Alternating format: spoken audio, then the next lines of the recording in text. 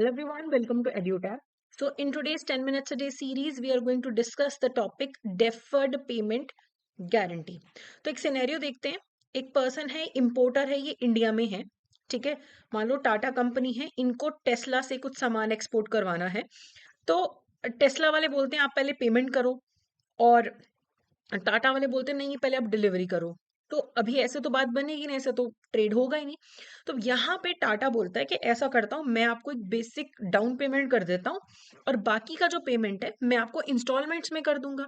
अब यहाँ पे टेस्ला वाले बोलते हैं कि क्या गारंटी है कि जो बाकी के इंस्टॉलमेंट्स है तुम टाइम पे करोगे, क्योंकि तुम्हें तो सामान मिल चुका होगा। तो यहाँ पे टाटा जो है अपने बैंक के पास जाते हैं। मान लो उनका बैंक है एसबीआई, और उसको बोलते हैं कि आप टेस्ला को एक गारंटी दे दो कि अगर मैं नहीं पे करूंगा तो आप पे कर दोगे। तो यहाँ पे बैंक जो है टेस्ला को एक डॉक्यूमेंट भेजेगा जिसे हम डेफर्ड पेमेंट गारंटी बोलेंगे, जिसमें वो ये श्योरिटी देगा टेस्ला को, यानी कि एक्सपोर्टर को, कि अगर इंपोर्टर बाई चांस पेमेंट नहीं करता इंस्टॉलमेंट्स की तो बैंक पेमेंट कर देगा। तो इस चीज को हम बोलते हैं डेफर्ड पेमेंट गारंटी। तो जब भी फिक्स एसेट्स लेनी होती हैं, कैपिटल गुड्स लेने होते हैं, जो सब्सटेंशियल अमाउंट जहां पे इन्वॉल्व होता है, वहां पे ये गारंटीज यूज होती हैं। तो कितना इंस्टॉलमेंट होगा, कितने टाइम में पे करना है, दोनों पार्टीज म्यूचुअली अग्री कर लेती हैं। ज्यादातर बैंक्स या फाइनेंशियल इंस्टीट्यूशन इन केसेस में गारंटी देते हैं। पीरियड जो होता है इंस्टॉलमेंट्स का 1 से 7 साल तक का होता है। यूजुअली 10 से 15% का जो अमाउंट है वो पहले डाउन पेमेंट कर दी जाती है, एडवांस पेमेंट। उसके बाद लेटर ऑफ क्रेडिट जब मिलता है तब 10 से 15% पे कर दिया जाता है, जब सारे डॉक्यूमेंटेशन रिसीव हो जाते हैं। बाकी का जो फिर पैसा है फिर वो इंस्टॉलमेंट्स में दिया जाता है। ठीक है, तो एक तरीके से आपको सामान भी मिल गया और आप पेमेंट भी पोस्टपोन कर पा रहे हो, और सामने वाली पार्टी जो है उसकी भी सेल हो रही है। इवन बड़े अमाउंट का जो सामान है वो भी बिक पा रहा है, क्योंकि हर कोई एक साथ मतलब ऐसे 50-100 करोड़ की पेमेंट्स नहीं कर पाता है। तो पेमेंट का शेड्यूल क्या होगा, कितना इंटरेस्ट लगेगा। अब ऑब्वियसली आप डिलेड पेमेंट्स कर रहे हो, तो ऐसा तो नहीं है कि जो बेचने वाला है वो आपको कोई इंटरेस्ट नहीं चार्ज करेगा। कितना इंस्टॉलमेंट होगा, कितना इंटरेस्ट होगा, सब कुछ पहले ही डॉक्यूमेंट कर दिया जाता है।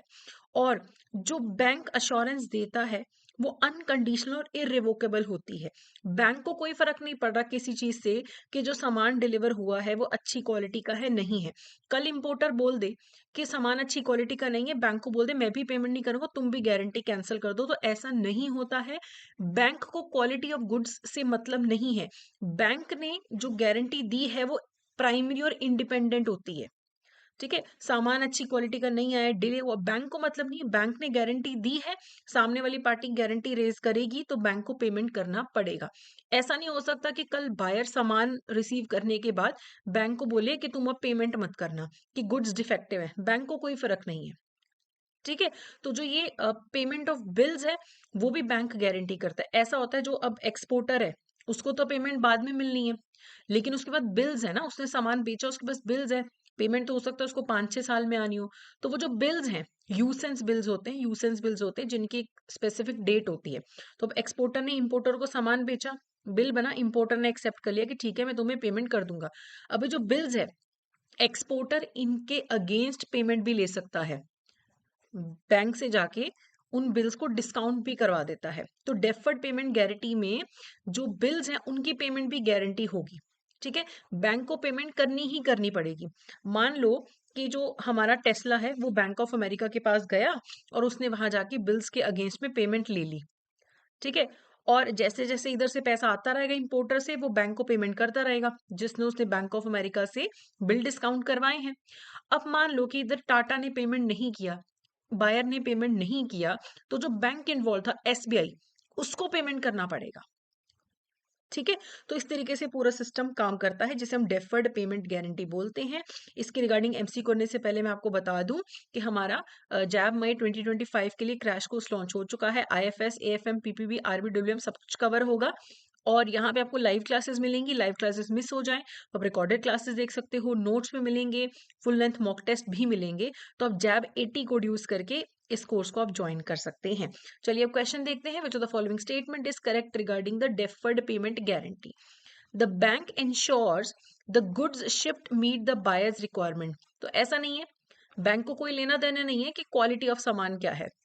The bank's liability under the deferred payment guarantee is dependent on the buyer seller contract। ये भी गलत है, क्योंकि मैंने आपको क्या बताया कि जो गारंटी है वो इंडिपेंडेंट है, किसी चीज पे डिपेंडेंट नहीं है।